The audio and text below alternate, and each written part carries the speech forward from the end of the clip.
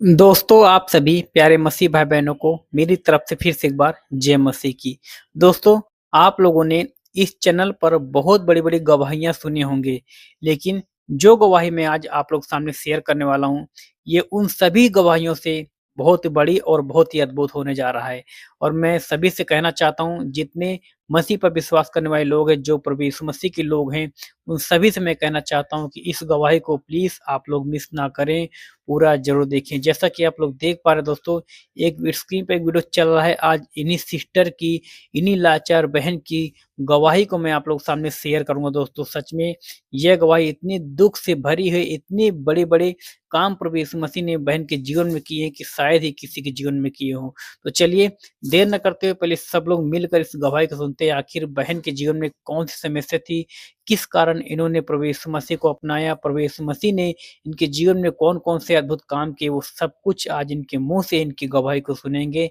यह गवाही मैं आप लोगों को बताना चाहता हूँ, यह गवाही थोड़ी बड़ी होने वाली है, लगभग आधे घंटे के ऊपर होने वाला, और मैं सभी से कहना चाहता हूँ इस गवाही को पूरा ज़रूर सुनिए। लगभग 1 घंटा भी हो सकता है, क्योंकि यह गवाही छोटी नहीं, परमेश्वर के राज्य को बढ़ाने के लिए बहुत बड़ी है। और मैं सभी से कहना चाहता हूँ, आप लोग प्लीज़ टाइम निकाल कर इस गवाही को पूरा ज़रूर सुनिएगा। तो चलिए देर न करते पहले इस गवाही को शुरू करते हैं। आइए देखते हैं।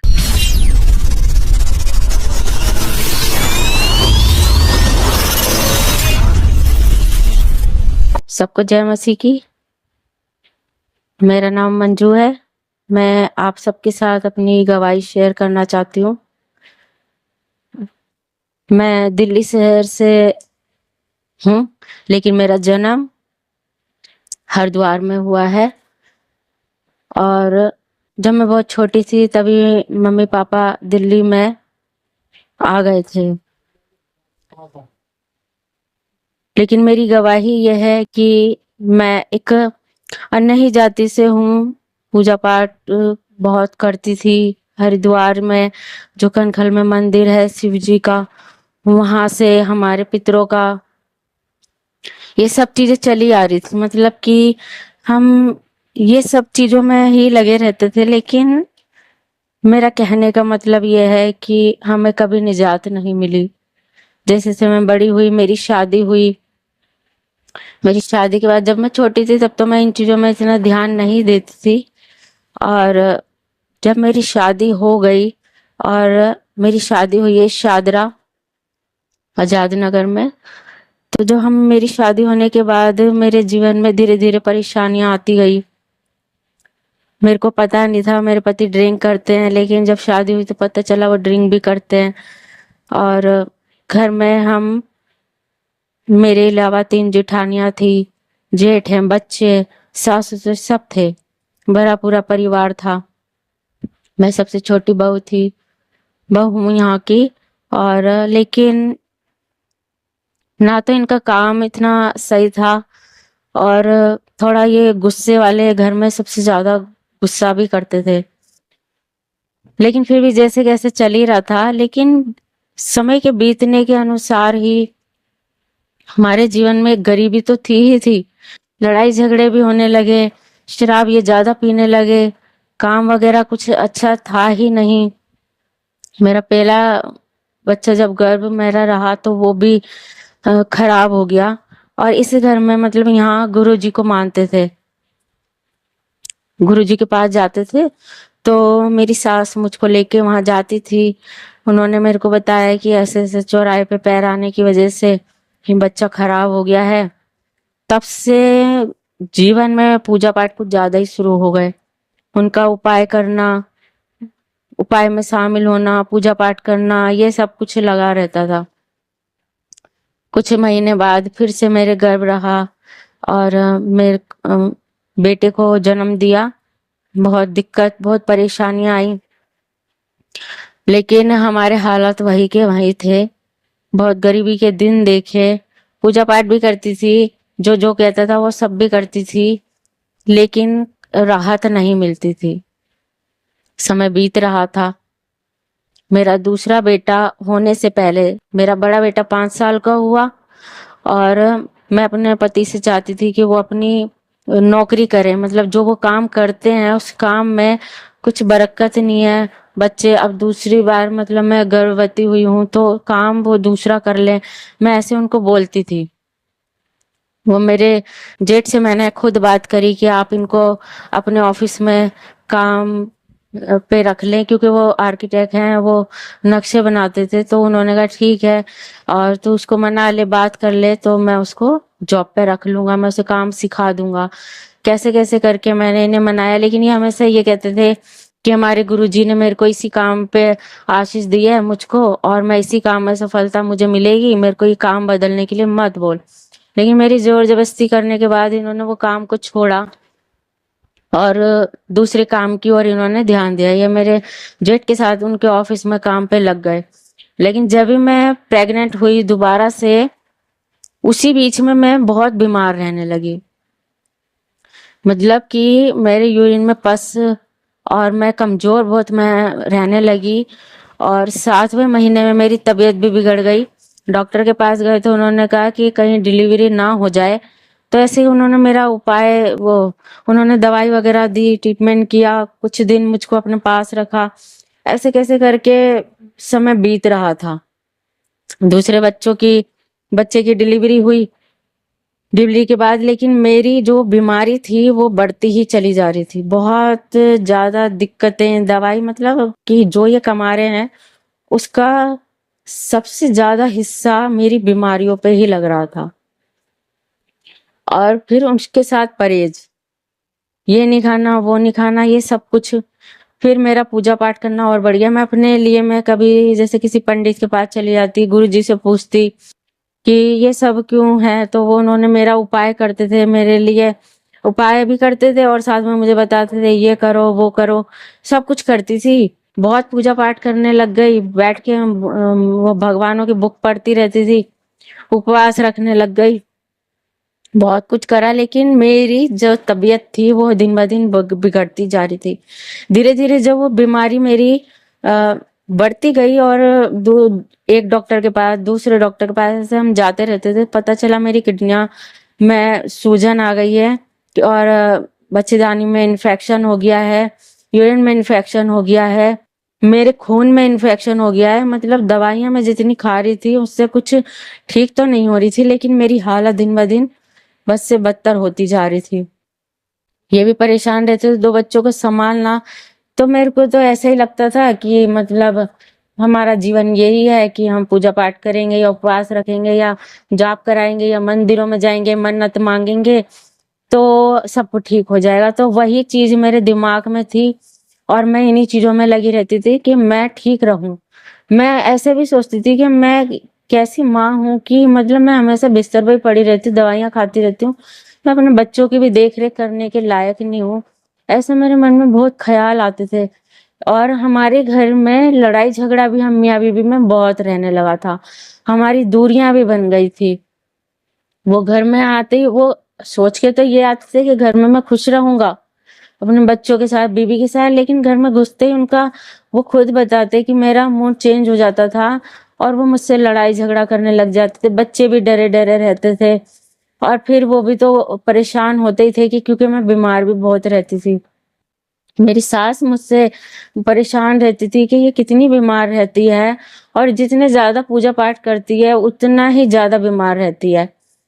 लेकिन मैं इन्हीं चीजों में लगी रहती थी। मैं सोचती यहाँ से निजात मिल जाएगी, वहां से निजात मिल जाएगी। फिर मैं हमारे घर के पास ही मंदिर है, मैं वहां पंडित जी के पास गई। मैंने उनसे पूछा कि पंडित जी ऐसे ऐसे परेशानियां, मेरे पति शराब पीते हैं, मैं बीमार बहुत ज्यादा रहती हूँ, मेरे को गुस्सा बहुत आने लगा है, मैं अपने बच्चों को जब मैं मारती हूँ तो मैं ये भी नहीं देखती थी कि मैं उसके कहाँ मार रही हूँ। मैं 7 बार अपने अपने बेटे का, छोटे बेटे का सर फाड़ दिया। उसको इतना खून निकलता था कि मेरी सास से देखा नहीं जाता था, तो वो नाराज हो जाती थी कि कैसी माँ है तू, अपने बेटे को इतना मारती है, तेरे को ये नहीं लगता उसका सर फट गया और उसके बाद भी तू उसको मारती है। लेकिन मैं तो माँ थी, बच्चों को मारने के बाद भी मैं उनको सीने से लगाती थी, मैं उनसे सॉरी बोलती थी, बेटा मैंने मारा, मुझे क्षमा करना। लेकिन अगले पल मैं वैसी की वैसी डिप्रेशन में चली जाती थी।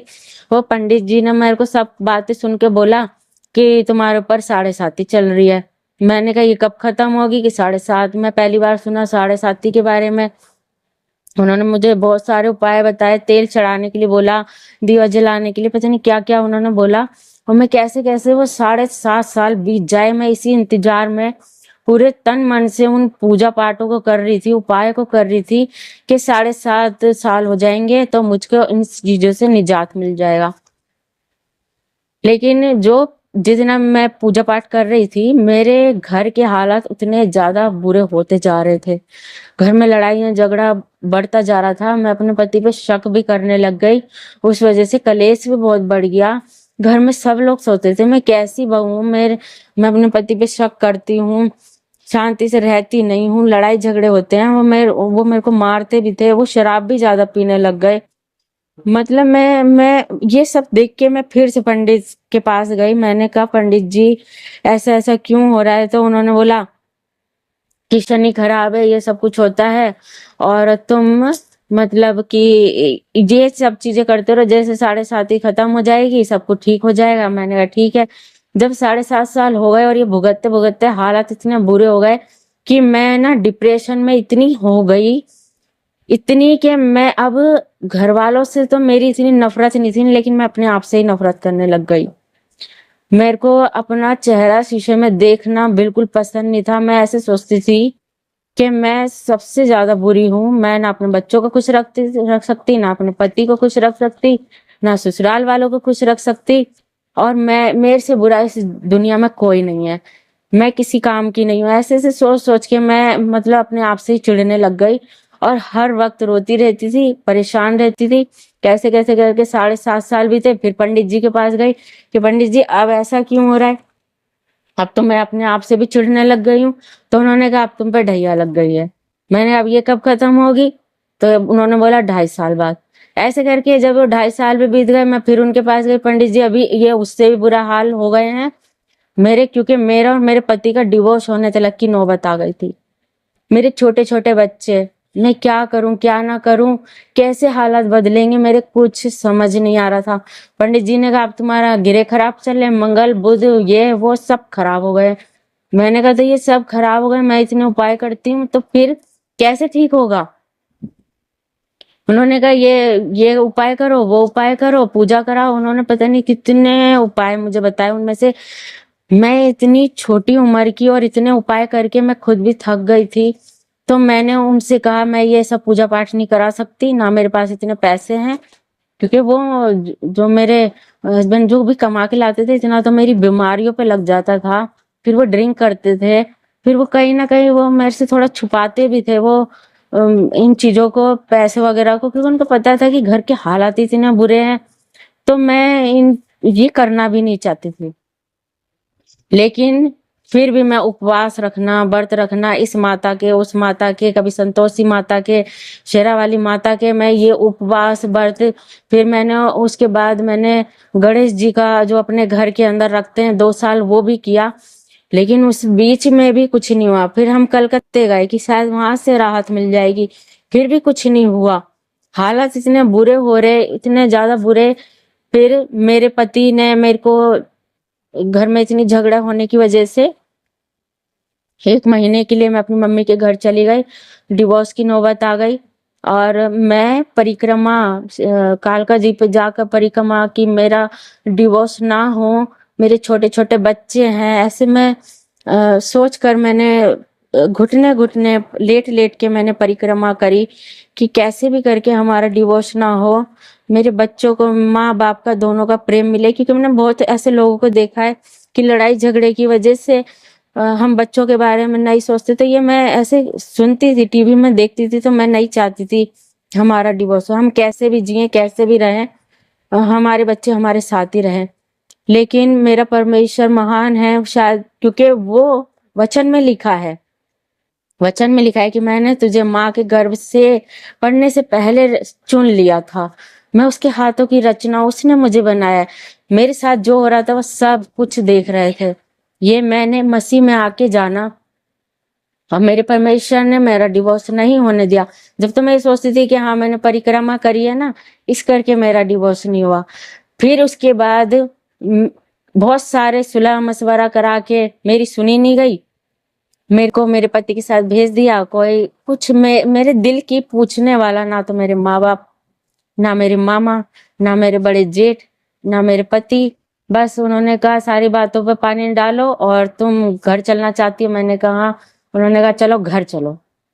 मैं घर आ गई। घर आए एक दिन हुआ, मेरे पति मुझे देख के बड़े खुश हुए, बच्चों से बहुत बहुत प्रेम किया, और अगले दिन उतनी ज्यादा मेरे को मारा भी, बहुत मारा।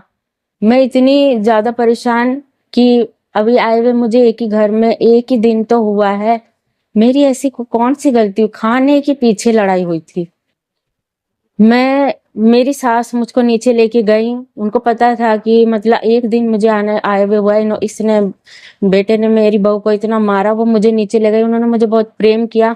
गुरुजी की फोटो लगी थी, मैंने गुरुजी की फोटो देख के कहा तुम सब कुछ देख रहे हो, मैं पानी नहीं पीऊंगी, और जो इसकी वजह से भी मेरे घर में कलेश होता है वो उसके घर में भी ऐसा ही होना चाहिए। ऐसे मतलब कि क्या बुरी बात, बुरी युक्ति मैं दूसरों के, अपने घर का तो ठीक कर ही नहीं सकती, दूसरों के लिए मैं बुरी बुरी कामना करके मैं ऐसे बात बोल रही थी। सब मसीह में आने के बाद जाना है मैंने कि सब बुरी बातें होती हैं, ये हमें किसी के लिए ऐसा नहीं कि हम परमेश्वर से दूर होते हैं ना, इसलिए हम परीक्षा में होते हैं, इसलिए दुष्ट लोग हम पे चढ़ाई करते हैं, और लोग इसमें इन लोगों का कोई दोष नहीं होता। हम परमेश्वर से दूर है, इसलिए हम हमारे साथ इतने संकट, इतनी विपत्तियां, इतने कलेश, इतने लड़ाई झगड़े हमें झेलने पड़ते हैं। ये मैंने मसीह में आकर जाना। लेकिन कैसे कैसे करके वो दिन निकले, लेकिन मेरे हालात बद से बदतर होते रहते, वही कलेश, वही लड़ाई। मेरे पति मुझे जब मारते थे मेरे चेहरा इतना सूज जाता था, लोगों से छुपा के मेरी सास मुझे घर में रखती थी, मुझे छुपा कर डॉक्टर के पास लेके जाती थी। डॉक्टर पूछते थे ये इतनी चोट कैसे लगी, तो मेरी सास बोलती थी एक्सीडेंट हो गया, मुंह के बल गिर गई और इसके चोट आ गई। लेकिन मैं अंदर अंदर बहुत रोती थी, मैं सोचती थी कि कब कब इन सब चीजों से, इन कलेशों से, इन दुखों से मुझे मेरे बच्चों को राहत मिलेगी। क्योंकि मेरे घर की जो लड़ाई की बातें थी, खाने के पीछे लड़ाई हो जाना, अगर मैं चुप हूं, मैं कुछ नहीं बोल रही हूँ, अगर मैं इनके पीने के बाद अगर मैं हंस ली, अपने आप से ही मैं हंस ली, सीरियल देखते देखते हंस ली, तो लड़ाई हो जाना। इतनी छोटी छोटी बात पे लड़ाई होती थी, तो मैं ये सोचती थी कि मैं मर जाऊं ना तो ये अच्छा है, क्योंकि मैं ही तो जड़ हूँ। मैं कुछ बोलती तो भी लड़ाई होती, मैं नहीं बोलती तो भी लड़ाई होती, पिटना मुझे है। मेरे बच्चे कलेशों से इतने परेशान, मेरा बड़ा बेटा दिन ब दिन बड़ा होता जा रहा था, कलेश की वजह से बुरी संगतियों में पड़ गया, वो बाहर रहने लग गया। मैं हॉस्पिटल में रहती थी, मेरा बेटा बुरी संगति में रहता था, मेरे पति अपना जीवन अपने आप जी रहे थे। मेरे छोटा बेटा मुझसे बहुत प्रेम करता था, वो बेचारा, वो तो किसी से कुछ भी नहीं कह सकता, लेकिन वो चुप चुप रहता था, कुछ नहीं कहता था। मेरे छोटे बेटे के अंदर उसका जैसे जैसे वो बड़ा हो रहा था, उसमें एक हरकत आ गई थी कि वो लड़कियों जैसी हरकत करता था। उसकी चाल थोड़ी लड़की जैसी थी, और राधा कृष्ण के गाने पे नाचता था, मेरी चूड़ी पहन लिया करता था, मेरी बिंदी लगाता था, लिपस्टिक लगाता था। तो जब वो मेरे सामने करता था तो मैं उसको डांटती थी कि ऐसा तू लड़का है, ये सब चीजें मत करा कर।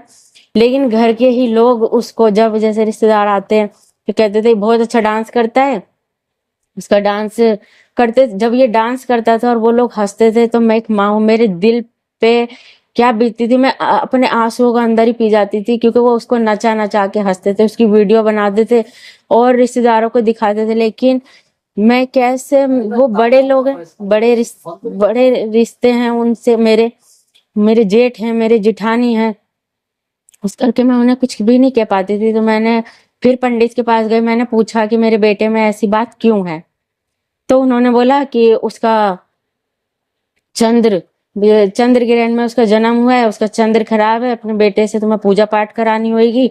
चंद्र का लॉकेट उसके गले में डाल दिया, शिव जी की पूजा करो, इसकी पूजा करो, उसकी।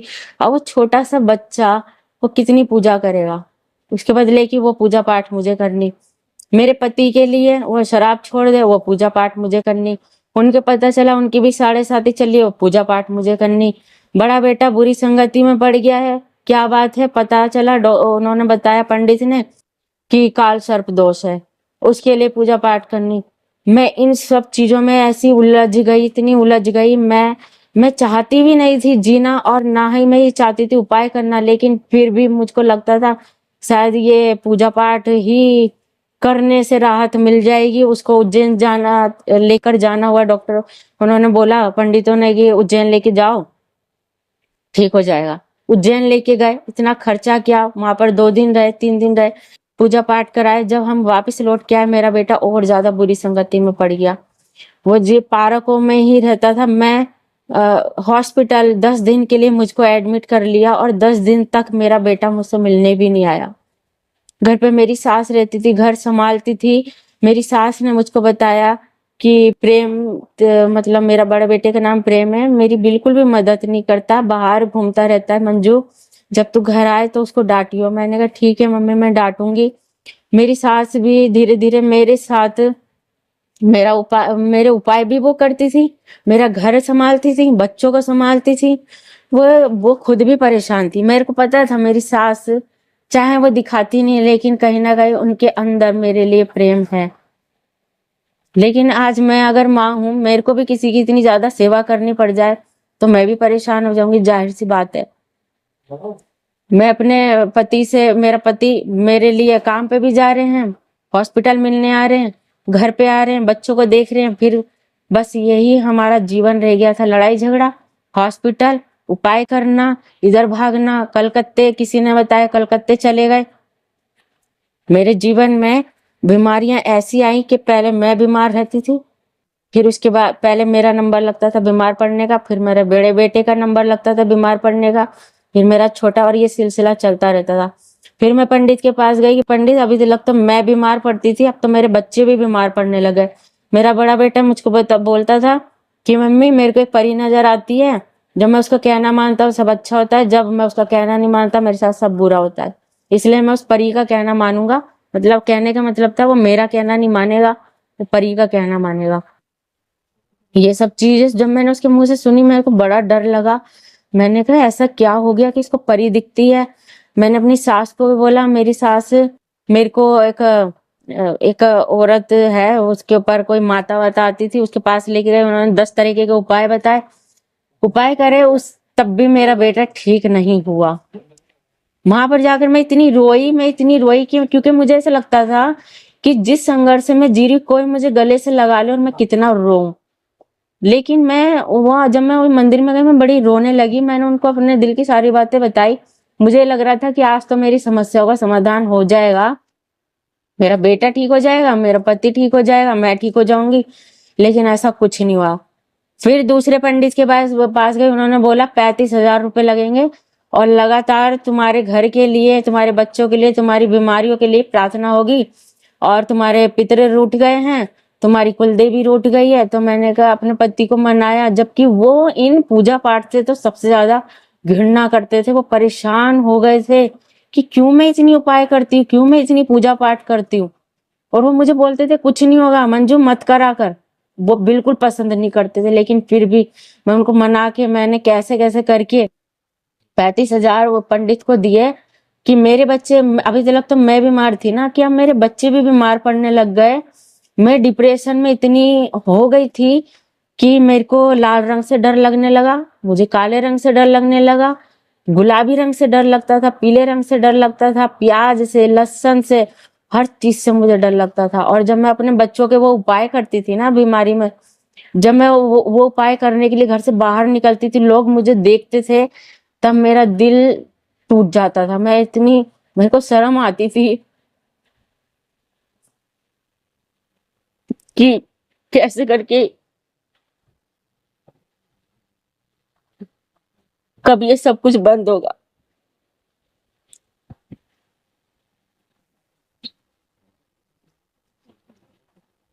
और मैं बहुत रोती थी। मैंने अपने भाई को फोन करा कि भाई, उस पंडित ने मुझसे इतने सारे पैसे लिए, पूजा पाठ चल रही है, मेरे बच्चे भी बीमार है, मैं फिर से हॉस्पिटल एडमिट होने के लिए जा रही हूँ, डॉक्टरों ने कहा इन्फेक्शन हो गया, मेरा छोटा बेटा बीमार, मैं बीमार। हम हमारे घर में खाने पीने को सब कुछ, लेकिन हम खाने के लायक नहीं, कुछ नहीं खा पाते थे। मेरे बच्चे मुझसे बोलते थे मम्मी ये खाना है, लेकिन बीमार रहते थे, मैं कुछ भी नहीं खिला पाती थी, मैं खुद भी नहीं खा पाती थी, उन्हें क्या खिलाऊं, क्योंकि उपाय करने हैं, पूजा पाठ करनी है, डॉक्टर ने जो परहेज बोले वो करने। लेकिन मेरा परमेश्वर मुझे देख रहा था। लोग मुझसे मिलने आते थे, रिश्तेदार मिलने आते थे, सब दिलासा दे के जाते थे, सब ठीक हो जाएगा। लेकिन सब मेरे को पता चलता था, वो ऐसे पूछते थे, ऐसे बोलने लग गए थे, तुम्हारे घर में ये परेशानी लगी रहती है, ये बीमारियां तुम्हारे घर में लगी रहती है, तो बहुत ज्यादा पूजा पाठ करती है ना, इसीलिए। जबकि वो भी करते थे, वो भी उपाय करते थे, वो भी पूजा पाठ करते थे। लेकिन मैंने ये कम भी कर दिया, मैंने मंदिर के अंदर की सारी मूर्तियां निकाल दी, क्योंकि मैं परेशान हो गई थी। मेरे को मतलब नफरत होने लग गई थी अपने आप से भी, जीवन से भी, और उन मंदिरों से भी। और जो मेरे कमरे में मंदिर था, उस मूर्तियों से भी मुझे नफरत हो गई थी। जब मैंने वो मंदिर से सारी मूर्तियां निकाली, मेरे बच्चे डर गए कि मम्मी ऐसा मत करो, क्योंकि जो माँ बाप करते हैं वही तो बच्चे देखते हैं। उनको ऐसा लग रहा कि मम्मी ये जो काम कर रही है, परेशान होके कर रही है, तो ये करने से हमारे ऊपर और प्रकोप आ जाएंगे। मेरे भाई ने भी मुझे समझाया कि बहन, तुम मूर्तियों का ऐसे मत बोला कर, इतना मत इनको कोसा कर, क्योंकि ऐसा तू बोलती है, ऐसा तू करती है ना, इसलिए शायद तू बीमार ज्यादा पड़ने लग गई है। मैंने फिर मंदिर को वापस सजा दिया, वापस मूर्तियां मंदिर में रख दी। लेकिन क्या इस सब चीज का अंत हुआ? नहीं, बिल्कुल अंत नहीं हुआ। आज भी मेरे बच्चे बीमार, आज भी मैं बीमार, आज भी मेरे घर में कलेश, बीमारी की हालत में भी, इतनी कमजोर, इतनी लाचार।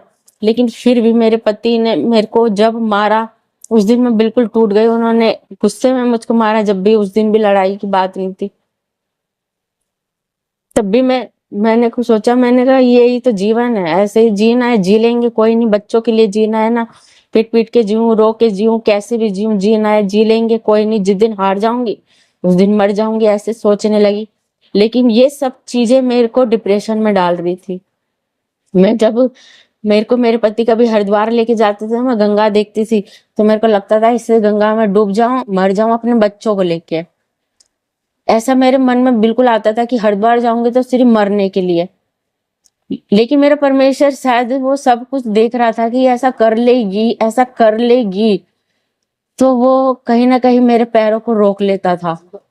मेरी मम्मी ने मेरे को बोला, हम सब वैष्णो देवी चलेंगे, हम 3 बहन, मेरे पति, हम सब गए, वैष्णो देवी गए। मैंने घर से प्लानिंग बना ली कि वैष्णो देवी जाएंगे ना। वैष्णो देवी से मिलने का मेरा कोई मतलब नहीं, क्योंकि मैं इन सब चीजों से घृणा करने लग गई थी। और मुझे ये भी पता चल गया था कि अगर ये भगवान है, अगर ये भगवान है, तो ये मेरी सुनते क्यों नहीं? ये जिंदा है, मरे हुए हैं, क्या क्या है क्या नहीं, ये मेरे समझ नहीं आता था। और मैं कभी कभी आसमान की आंखें उठा के मैं ये कहती थी कि ये भगवान तो देख रहा है, तू देख रहा है, तू एक दिन मेरा न्याय करेगा। मुझे नहीं पता था वो मेरा भगवान मेरा यीशु मसीह है। सच, उसने मुझे देखता था, मेरे आंसुओं को देखता था। मैंने कितनी बार अपने फांसी लगाने की कोशिश करी, नहीं मर पाती थी। मैंने अपने खुद गले को घोट दिया, मैंने अपने आप को मैंने मारा, लेकिन मैं फिर भी नहीं मरी। मैंने हाथ की नस काट ली, फिर भी नहीं मरी। मैं अपना गुस्सा बच्चों के सामने निकल पाती थी, मैं ईंटों को दीवार पे दे दे के मारती थी, छत पे जाके। क्यों? क्योंकि मैं बच्चों को छोड़ के मर भी नहीं सकती थी, और इतने छोटे छोटे बच्चों को मारना, मैं कैसे मारूं ये मेरे समझ में नहीं आता था। और सबसे नफरत सी हो गई थी अपने आप से, अपने घर परिवार से, क्योंकि मुझे ऐसा लगता था मुझको यहाँ से कोई क्यों नहीं निकालता। मैं चाहती थी कि मैं यहाँ से निकलूं, इन सब परिस्थितियों से निकलूं, लेकिन निकल नहीं पाती थी। जब वैष्णो देवी जाने की बारी आई, मैंने यही सोचा कि मैं वहां पहाड़ से अपने छोटे बेटे को लेके गिर जाऊंगी, मर जाऊंगी। बड़ा वाला है, उसको बड़ा बेटा है, उसको उसके पापा पाल लेंगे, जैसे कैसे करके पाल लेंगे। लेकिन जब मैं वहां गई, मैं बहुत क्रोध में थी, बहुत गुस्सा, इतना गुस्सा मेरे अंदर कहाँ से आ गया था मुझको खुद नहीं पता था। लेकिन ये गुस्सा मेरे अंदर था, और वहां जाकर भी मैंने मुझे क्या हुआ मुझे नहीं, मेरे को ये भी नहीं पता था कि मेरे ऊपर किसी का कराव है, क्योंकि ये गुरु ये पंडित ये लोग होते हैं मतलब कि तुम पे किसी ने कर दिया, पितर रूठ गए, देवी रूठ गई, कुल देवी रूठ गई, किसी का जादू टोना हो गया, इसके सिवा तीसरी बात नहीं बोलते थे। और खुद ये बोलते थे विश्वास करना सब ठीक हो जाएगा। लेकिन किसका विश्वास करूं, किसका विश्वास करूं मैं? क्योंकि सब झूठे, मैंने सबको झूठा पाया, सबको झूठा पाया, चाहे वो गुरु हो चाहे पंडित हो, कोई भी हो, सबको मैं धीरे धीरे ये देख कर परख कर ये जानती जा रही थी सब झूठ बोलते हैं, सब पैसा कमाते हैं। क्योंकि अगर कुछ सच्चा होता तो कुछ तो मेरे घर में रत्ती भर का फर्क होता, मेरे जीवन में होता, लेकिन ऐसा नहीं था। जब वैष्णो देवी गए मैंने अपने सबसे पहले अपने पापा को मारने की कोशिश करी। मेरे को लग रहा था मैं अपने पापा को पहाड़ से धक्का दे दूं। मैंने अपने पति को मारने की कोशिश करी, मैं अपने बच्चों को मारने की कोशिश करी, अपने आप को मारने की कोशिश करी। लेकिन कैसे कैसे करके सबने मेरे को संभाला। और वो क्या हुआ था मेरे को खुद भी नहीं पता, क्योंकि ऐसा मेरा जो रूप था जब वो सब मुझे बता रहे थे तो वो खुद ही कह रहे थे कि वैष्णो देवी पर जाकर मंजू को ऐसा कैसे हुआ कि वो मारना चाहती है। वहां तो एक सच्ची देवी है जो एक कन्या है, उसका खून से कोई मतलब नहीं है, ये खून बहाकर इसको चैन मिलेगा, ऐसा कोई। तो ये चीजें भी मेरे मन के अंदर डर मेरे को उत्पन्न कर रही थी कि ऐसा मुझको क्या हो गया है कि मैं सबको मारना चाहती थी। मेरा बड़ा बेटा उसने घर में लड़ाई हुई झगड़ा हुआ, वहां से आने के बाद इतनी लड़ाई झगड़ा हुआ और रात भर लड़ाई हुई 2 बजे तक। और सुबह उठ के उसने ऐसे बोला कि मतलब ऐसा उन्हें रिएक्ट किया कि जैसे सबको ऐसा लगे कि उसके ऊपर बजरंग बली आ गए। उस टाइम मेरे मतलब बड़े जेठ यहाँ पर थे, यहीं पर ही थे, उन्हीं के सामने ये हुआ, क्योंकि वो हमारे को समझाने के लिए आए थे कि तुम इतना लड़ाई मत करा करो। जब वो उन्होंने देखा कि प्रेम को ऐसा हुआ तो पूछा कि तू कौन है, तो उसने बोला मैं मरगट वाला बाबा। तो उन्होंने कहा अच्छा मरगट वाला बाबा है, उससे कुछ 2-3 बातें पूछी, उनको सच्चाई ऐसा लगा सच्चाई सच्ची बात है, मुझे भी लगा सच्ची बात है। तो मैंने सोचा चलो मरगट वाले बाबा आ गए हैं, चलो अब मेरे बेटे पे ही आ गए, अब तो पंडितों के पास भटकना नहीं पड़ेगा, अब पर वो मरगट वाले बाबा सब ठीक कर देंगे। ऐसे सिलसिला चला, लेकिन वो जो उपाय बताता था ना, मेरे लिए बताता था, मेरे कलेजे में दर्द होता था, जो मुझे गुस्सा आता था और लड़ाई झगड़े ये सब चीजों के बारे में पूछती थी तो चौखट पे ये कर लेना, तेल चमेली का तेल, वो तेल, घर के अंदर 40 का रामबाण का पाठ कराओ, मेरी जिठानी के लिए उन्होंने उपाय करा। तो मैं ये देख रही अपने मन में, मैं ये जान रही थी कि इसने मेरी जिठानी के लिए, जो वो खुद भी बीमार रहती थी, उपाय करता है तो वो ठीक क्यों नहीं होती। और मेरी बहन के लिए उसने एक उपाय बताया, मेरी बहन पहले से ज्यादा बीमार हो गई। मेरे लिए उपाय बताया, मैं पहले से ज्यादा बीमार हो गई। मैंने मैंने एक दिन अपने बेटे से कहा, मैंने कहा अगर तेरे ऊपर मरगट वाले बाबा आते हैं तो अपनी आंखों से बिना किसी स्याही से कलम से किसी से बिना लिखे धरती के ऊपर राम लिख के दिखा। तो कहा, उसने बोला हाँ मैं लिख दूंगा। मैंने कहा लिख, तभी मैं जानूंगी कि तुम मरगट वाला बाबा है, क्योंकि मुझे संदेह होने लगा था कि कुछ गड़बड़ है।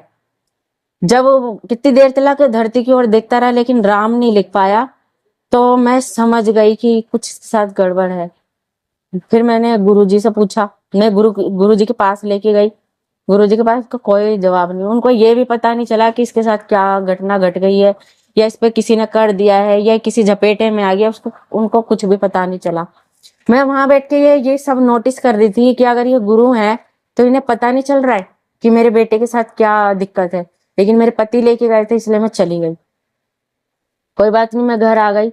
उसके बाद मेरी मम्मी के गुरुजी थे, मैं उनके पास गई। उन्होंने कहा कि हनुमान मंदिर जाओ, केले चढ़ाओ, बंदरों को केले खिलाओ, तो वो पता नहीं क्या चोला चढ़ाओ, ये सब कुछ करो, सब ठीक हो जाए। घर में रामबाण पाठ कराया, सब ठीक हो जाए। कुछ भी नहीं हुआ, कुछ भी नहीं हुआ। उसके बाद मुझे मेरे घर के अंदर ही इतना डर लगने लगा, क्योंकि मेरा जो बेटा ये कहता था ना मरगट वाले बाबा आते हैं, उसको मेरे जो जेठ की डेथ हो गई है, कैंसर से उनकी डेथ हो गई थी, वो ऐसे बोलता था कि वो मुझे दिखाई दे रहे हैं, वो घर में आ गए हैं, वो पलंग के नीचे हैं, वो यहाँ है, वो वहां है। तो मैं उसको बोलती थी ये तेरे को क्यों दिखते हैं? तो बोलता था क्योंकि वो मेरे को बहुत मानता था, मुझसे मिलने के लिए आया है। मैं इन सारी चीजों को देख के मैं इतनी डर गई थी, इतनी डर गई थी, इतनी परेशान थी। और ये सब कुछ होने के बाद मैंने अपने बच्चों से कहा, मैंने कहा तुम्हारा और मेरा कुछ नहीं हो सकता, अब हम मर जाते हैं, क्योंकि अब हमें कोई सही नहीं कर सकता। ना तो कभी इतने उपाय, इतने पूजा पाठ, इतने मंदिर, इतने, तो शायद तो मैंने कुछ भी नहीं छोड़ा, मैंने सभी कुछ कर दिया। कि मैं अगर आपको गिनती बताऊंगी ना तो मेरी आधी गवाही तो इसी में ही गुजर जाएगी। मैं शॉर्टकट में बता रही हूँ आपको। इतना कुछ करने के बाद मैंने अपने बच्चों से कहा, छोटे बेटे बड़े बेटे को दोनों को बिठाकर रो रही थी, परेशान थी, घर से जाना चाहती थी। लेकिन मेरे पति कहते थे हमारा अपना घर है मंजू, मैं कहाँ तेरे को किराए पे लेके भटकूंगा। बड़े जेठ मेरे को बोलते थे कि अगर तुम ये घर छोड़ के चले जाओगे तो लोग सोचेंगे कि भूतिया घर है यहाँ पर, सब कोई इस घर में नहीं रहता। तो ये सब बातें मैं सुनती थी, लेकिन मैं अपने डर का क्या करूं, मैं अपनी परेशानी का क्या करूं? इसका निजात मुझे कहाँ मिलेगा? इसका निजात मुझे एक ही दिख रहा था कि अब हम मर जाए। मैंने अपने बच्चों को बिठाया और इसके उनके पापा घर में नहीं थे। मैंने कहा बेटा देखो तुम्हारे सामने मैं कितने उपाय करती हूँ, सब जगह चले गए, कुछ नहीं हुआ। तुम्हारी माँ बीमार है तो बीमारी है, मैं कभी ठीक नहीं हुआ, पापा ठीक नहीं हुआ, मैं तुम्हें कहाँ से ठीक करूंगी? अगर तुम्हारे साथ किसी ने ऊपरी कर दिया या तुम्हारे ऊपर जादू टोना कर दिया है या कोई भूत प्रेत का चक्कर है, तो जो मुझे ठीक नहीं कर पाया वो बेटर तुम्हें कहाँ से ठीक करेंगे? तो हम मर जाते हैं, अब हमें कोई ठीक नहीं कर सकता, हम मर जाते हैं। मेरा छोटा बेटा मरने से बहुत डरता है। जब उसने सुना, मैं मेरे को पता है ना, मैं खुद तो रो रही थी, मैं उसके आंसू क्या पोंछूंगी। लेकिन बच्चे मान गए, ठीक है मम्मी हम मर जाएंगे। जब वो बच्चे माने, जब मेरे को पता है मैं अकेले में कितनी परेशान में रो रही थी कि अब कौन, अब वो कल का दिन भी हो सकता है, परसों का दिन भी हो सकता है। लेकिन मेरा प्रभु, मेरा यीशु, वो मुझसे इतना प्रेम करता था, और वो उसने जिसने मुझको कभी मरने नहीं दिया, वो मुझे दिखा रहा था, संसार की सच्चाई दिखा रहा था कि ये सच्चाई है, ये क्या है, ये जो हम करते हैं ये सब हमें क्या मोक्ष मुक्ति दे सकते हैं, हमारा उद्धार कर सकते हैं, हमें जीवन दे सकते हैं, हमारी सांसें हमें लौटा सकते हैं। लेकिन मेरा यीशु मुझे सपने में दिखा, लेकिन मुझे ये ही नहीं पता था कि वो यीशु मसीह है। उनको देख के, वो जब सपने में मैंने देखा व्हाइट गाउन पहने हुए मैं मेरे पास आ रहे हैं, उनके गोद में मेमने का बच्चा था। तो मैंने यीशु मसीह को कभी देखा नहीं और मैंने उनके बारे में कभी सुना नहीं। मेरी बहन, मेरी मामी की लड़की है, वो मेरे को कभी कभी अपनी गवाही बांटती थी, लेकिन वो कभी यीशु मसीह का नाम नहीं लेती थी। वो ये कहती थी दीदी तुम इतनी परेशान बीमार रहती हो ना, तो तुम चर्च जाया करो। वो चर्च की बात बोलती थी ना, तो वो मैं ऐसे बोलती थी कि इतना कुछ मैंने करा है, इतना पूजा पाठ करे, तो चर्च जाने से क्या होगा? बस ये ही सोच कर ना मैं कभी वहां की कदम बढ़ाती नहीं थी। लेकिन जब ये मेरे को सीन दिखा मेरे सपने के अंदर कि वो मेरे पास आ रहे, वो मेरे को कुछ भी नहीं कह रहे थे, मुस्कुराते हुए मेरे पास आ रहे थे, और मैं प्रभु को देख के मैं भागी और मैं दूसरे कमरे में भागी। सपने में मैंने देखा और मैं अपनी मम्मी पे जाके गिरी। मेरी मम्मी ने कहा तू ऐसे क्यों भागी कि हमारे ऊपर गिर गए? मैंने कहा एक आदमी है व्हाइट कपड़े पहने, उसकी गोद में मेमने का बच्चा है, वो मेरे पास आ रहा था, मुझे उससे डर लगा, मैं इधर आ गई। उसके बाद मैंने अपने भाई को बोला, मैंने कहा नवीन भाई, बेटा क्या कहते हैं, ये मेरे को क्यों दिखा, ये कौन है? ऐसे करके मैंने बोला। उसने पूछा क्या दिखा? मैंने कहा मैंने एक व्हाइट गाउन में एक आदमी को देखा और उसकी गोद में मेमने का बच्चा था, पता नहीं वो कौन था। मैं उसको देख के भागी। तो उसने कहा बहन ये यीशु मसीह है। मैंने कहा तेरे को कैसे पता कि वो यीशु मसीह है? तो कहने लगा क्योंकि मैं मोमबत्ती जलाने चर्च जाता हूँ, मैंने देखा है वहां पे फोटो। तो उसने मेरे को जब ये वाली बात बोली तो मैंने कहा नवीन तुमने अपने घर पे प्रार्थना एक बार कराई थी, तो शायद तुम्हें प्रार्थना अपने घर में करानी चाहिए, इसलिए मुझको दिखाया कि तुम अपने घर में प्रार्थना करा लो, तो तुम अपने घर में प्रार्थना करा लो। लेकिन मेरे को अपनी जो समस्या थी, मुझको ऐसा लगा ही नहीं कि मेरी समस्या का समाधान भी मेरे प्रभु यीशु के पास है। मैंने उन चीज के ऊपर बिल्कुल ध्यान ही नहीं दिया, क्योंकि मैंने तो प्लानिंग मरने की बना ली थी। मैं तो अपनी मम्मी से मिलने के लिए गई थी कि मिल लूं आखिरी बार अपनी मम्मी से, ऐसे सोच के मैं वहां पर गई थी। उसके बाद मैंने उस चीज पे बिल्कुल भी ध्यान नहीं दिया, सपने पे बिल्कुल ध्यान नहीं दिया। तो मेरा छोटा बेटा, उसको सपने में ऐसे दर्शन आया कि एक बहुत प्रकाशमान क्रूस उसको नजर आया। उस क्रूस के आगे प्रभु यीशु मसीह खड़े हैं और उन यीशु मसीह के चरणों के पास एक आदमी बैठा है जिसके ना तो पैर है ना हाथ है। प्रभु ने उसको गोदी में उठाया, सीने से लगाया और यीशु मसीह की आंखें एकदम लाल थी, एकदम लाल। और उन्होंने यीशु मसीह ने मेरे बेटे से कहा चर्च जाना शुरू करो। तो जब वो सुबह उठा तो उसने मुझको बोला कि मम्मी मेरे को ना यीशु मसीह सपने में दिखाई दिया। मैंने कहा तुझको कैसे पता कि वो यीशु मसीह थे? कहने लगा मुझको ये नहीं पता, लेकिन वो यीशु मसीह थे और वो क्रूस बना था और उन्होंने हमसे बोला है भवन जाने के लिए मम्मी। तो मैंने कहा अच्छा, मैंने कहा ठीक है। तब मेरे मन में ऐसा कुछ ऐसा हुआ कि हमको जाना चाहिए, शायद कुछ होगा। तो लेकिन मेरे को पता ही नहीं था कि चर्च कहाँ पर है, मैं जानती भी नहीं थी, कुछ भी नहीं जानती थी। लेकिन मुझको ये पता था कि मम्मी के घर एक बार पास्टर जी आए थे और वो इस बार भी आएंगे। तो मैंने यही सोचा कि मैं अपने बच्चों को लेके मैं उनसे मिल लेती हूँ।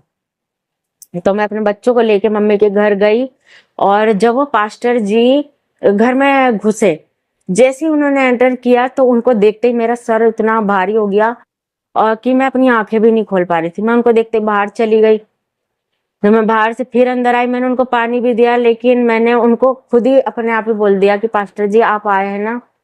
तो मेरा सर भारी हो गया। मैं आपको देखने में भी मेरे को आंखों को बहुत मुश्किलों से खोलना पड़ रहा है। तो उन्होंने उसी टाइम घुटने पे आए और सारे घर में मम्मी थे, पापा, मेरे भाई भाभी सब थे, मेरे बच्चे सब घुटनों पे आए और उन्होंने कहा कि मैं आपके लिए पहले प्रार्थना करूंगा, जबकि वो मेरी मम्मी के घर प्रार्थना करने के लिए आए थे। मेरी मम्मी भी बहुत बीमार रहती थी। तो उन्होंने मेरे लिए प्रार्थना करना शुरू करा, मेरे लिए बहुत प्रार्थना वो कर रहे।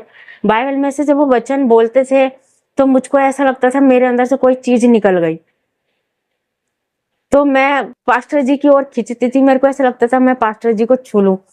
लेकिन जब थोड़ी देर बाद ही कोई चीज मेरे अंदर फिर आ जाती थी तो मैं पास्टर जी से दूर हो जाती। मैंने पास्टर जी को बोला गुस्से में कि तुम जिनके लिए प्रार्थना करने के लिए आए उनके लिए प्रार्थना करो, मेरे लिए प्रार्थना मत करो और यहाँ से चले जाओ।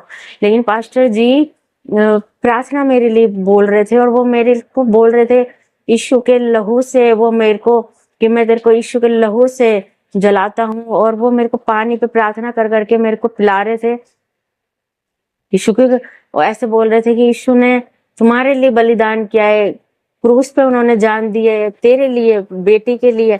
तो वो दुष्ट आत्मा को डांट रहे थे। तो मेरे बेटे के अंदर से दुष्ट आत्मा प्रार्थना मेरे लिए कर रहे थे, लेकिन मेरे बेटे के अंदर से जो वो ऐसा बोलता था कि मेरे अंदर बजरंग बली है, ये है वो है, उसके अंदर से दुष्ट आत्मा निकली और वो सबने देखा, मैंने अपनी आंखों से देखा। क्योंकि वहां उस दिन जो भी हो रहा था, ऐसा नहीं है कि मुझे कुछ भी याद नहीं, मुझे सब कुछ याद है। जब मेरे बेटे के अंदर से चीज निकली, लेकिन मैं फिर भी अपने होश में नहीं थी। मैं फिर भी पास्टर जी को उनको बुरा बुरा बोल रही थी, उन्हें डांट रही थी और मैं उनको बोल रही थी मेरे लिए प्रार्थना मत करो। लेकिन पास्टर जी 4-5 घंटे मेरे लिए प्रार्थना करते रहे। वो मेरे प्रार्थना करते हुए उन्होंने सीने पे, मेरे दर्द होने लगा, उन्होंने मेरे सीने पे हाथ रख के प्रार्थना करी। तो एकदम से पास्टर जी ने मेरे ऐसे पूछा कि आ, किसने भेजा है? उनको ऐसा लग रहा था कि कोई भेजी हुई चीज है। तो मेरे मुंह में जिसने मेरे ऊपर करा था या जो भी चीज भेजी थी उसका नाम मेरे मुंह में था, लेकिन मेरा मुंह नहीं खुल रहा था। लेकिन पास्टर जी ने कहा कोई बात नहीं, प्रभु यीशु मसीह को इससे कोई मतलब नहीं किसने करा किसने नहीं करा। प्रभु यीशु मसीह तो सिर्फ चाहते कि मेरी बेटी चंगी हो जाए और प्रभु आज आपको छुटकारा देंगे, प्रभु आपको चंगा करेंगे। और पास्टर जी प्रार्थना मेरे लिए करते गए करते गए और प्रभु का मैं धन्यवाद करती हूँ कि प्रभु ने उसी दिन मुझे और मेरे बेटे को चंगा किया। पास्टर जी ने मेरे लिए प्रार्थना करी और प्रार्थना करके उन्होंने मेरे लिए एक बात बोली, उन्होंने मुझे नया नियम दिया और बोला कि बेटा आप प्रभु के भवन जाना और जाना कभी छोड़ना नहीं। मेरा भवन बहुत दूर है, मेरा चर्च बहुत दूर है, तो आप नहीं आ पाओगे, तो तुम्हारे घर के पास कोई हो तो आप वहां जाना, क्योंकि प्रभु नहीं चाहता कोई आत्मा भी नाश हो। तो बेटा आप जाते रहना। मैंने कहा ठीक है पास्टर जी। उस वक्त भी जिस दिन पास्टर जी की प्रार्थना से प्रभु यीशु मसीह ने हमें छुआ, मेरे बेटे को और मुझे निजात दी, उस टाइम भी मैं हनुमान जी के चालीसा रखी हुई उपवास में चल रही थी। लेकिन 20 दिन बीत गए थे, वो चमत्कार नहीं हुआ जो मैंने उस एक प्रार्थना, प्रभु यीशु मसीह की एक प्रार्थना में चमत्कार देखा। मेरे मन में इतनी तसल्ली आ गई, मैं जान गई कि सच्चा परमेश्वर तो प्रभु यीशु मसीह है, सब ठीक हो जाएगा। मेरे मन में बस ये तसल्ली आ गई, अब सब ठीक हो जाएगा। जब हम अपने घर आ गए, मैंने अपने बेटे से कहा बेटा आसपास देख कि कहीं चर्च हो तो हम चर्च जाएंगे, हम जाएंगे, क्योंकि पास्टर जी ने कहा है। लेकिन शैतान, जो मैं पहले शैतान को नहीं जानती थी, मेरे सर में दर्द कर देता था कि मतलब मैं भवन ना जाऊं। मैंने आकर अपने पति को सारी बातें बता दी। मैंने उनको ऐसे बोला कि मैं पूजा पाठ नहीं करना चाहती और मैं बिल्कुल नहीं करना चाहती। तो वो खुश हो गए इस बात से, क्योंकि वो पूजा पाठ से खुद बहुत परेशान थे। ये सब कुछ करना उनको बिल्कुल पसंद नहीं था। तो वो उन्होंने मुझे खुशी से बोला कि मत कर, कोई बात नहीं, बहुत अच्छी बात है, मत कर। लेकिन मैंने उनको बोला मैं भवन, प्रभु के चर्च जाना चाहती हूँ, यीशु मसीह के भवन में जाना चाहती हूँ। तो उन्होंने, वो मेरे को बाद अब बताते हैं कि वो उन्होंने कहा कि ठीक है चली जा, क्योंकि उनको ये था कि भवन, यीशु मसीह के भवन जाएंगे तो पूजा पाठ नहीं करनी होगी, और ठीक है चली जाएगा। मैंने कहा ठीक है। मेरे को उनकी तरफ से भी थोड़ी राहत मिली कि उन्होंने मुझको मना नहीं करा बिल्कुल भी। फिर उन्होंने मेरे को बोला कि ऐसे ही पास में कोई बहन रहती है, घर के बिल्कुल पास ही वो भवन जाती, तुझे बता देगी कि यीशु मसीह के चर्च कहाँ पर है, कहाँ प्रार्थना होती है, तो उनके घर चली जाइए। मैं उनके घर गई, उन बहन ने मेरे लिए प्रार्थना करी। उन बहन ने मेरे को बाइबल दिया। बाइबल मेरे हाथ में आते ही पता नहीं क्यों मुझको ऐसा सुकून आ गया, मेरे को वो चैन मिल गया, वो शांति जो कि मैंने कभी भी नहीं पाई थी। वो बाइबल मेरे हाथ में आते ही मेरे को ऐसा लगा कि मेरे जीवन के ना सारे दुख ही दूर हो गए। और मैं उनके घर से लेके अपने घर तक बाइबल को सीने से लगाकर मैं ऐसे चली आई कि मेरे को पता ही नहीं, मैं उड़ के चली आई, कैसे चली आई, बस मैं चली आई। और मैं इतनी खुश थी कि आज हम प्रभु के भवन जाएंगे, आज मैं प्रभु से मिलने के लिए जाऊंगी, यीशु मसीह से मिलने जाऊंगी। वो बहन मुझको 3 बजे वहां पे महिला सब औरतें प्रभु की संगति में बैठती भजन करती थी। मैं उनके भवन जाना शुरू करा। जब मैं वहां गई, वहां क्रूस बना हुआ था। वन सिस्टर ने मेरे बारे में बताया कि ये, क्योंकि वो, उन्होंने मेरे को ऐसे करके बोला ये मेरी ही बहू है और मैं इनको, इनके परिवार को जानती हूँ, परेशान है और ये प्रभु को ग्रहण करना चाहती हैं, प्रभु के बारे में जानना चाहती है, आप इनको बताओ। वहां पर जो भजन हो रहे थे वो मेरे को, मेरे दिल को बहुत सुकून दे रहे थे, बहुत शांति दे रहे थे। मेरे को वो ऐसे भजन मैंने कभी सुने भी नहीं थे। मेरे को बहुत आनंद वहां पर मिल रहा था, मैं वहां पर बहुत खुश थी। मैं 3 घंटे वहां पे रही और मेरे को बहुत सुकून मिला। मुझको वो आनंद जो कहीं नहीं मिल रहा था, वो मेरे को वहां पर बैठने से मुझे मिल रहा था। उन्होंने वचन पढ़े, उस वचन में जैसे कि उन्होंने जो वचन सुनाया, यीशु मसीह ने हमारे लिए क्या क्या सहा है। यीशु मसीह मार्ग सत्य जीवन है, मार्ग सत्य जीवन। मेरे को ये वचन बहुत हुआ कि मार्ग सत्य और जीवन यीशु के पास है और कहीं भी नहीं है। यीशु ने बताया, उन्होंने कि प्रभु यीशु ने हमारे लिए क्या क्या सहा है। उन्होंने हमारे पापों के लिए, मेरे पापों के लिए उन्होंने दुख सहा, कलवरी की क्रूस पे लहू बहाया, उन्होंने मेरे लिए कोड़े खाए, उन्होंने मेरे लिए अपना लहू बहाया ताकि मैं चंगी हो जाऊं, ताकि मैं गुनाहों से मुझे क्षमा मिल जाए।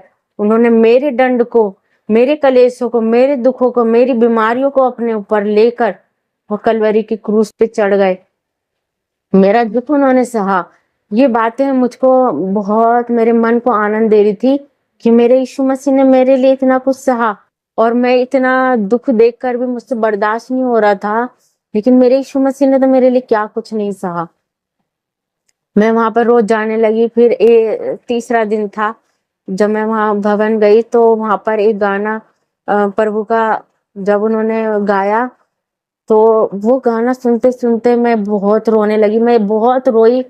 मतलब मैं चुप्पी चाह रही थी कि मैं रोना बंद करूँ, लेकिन मैं अपने आप पे कंट्रोल नहीं कर पा रही थी। मैं बहुत रोई, बहुत रोई।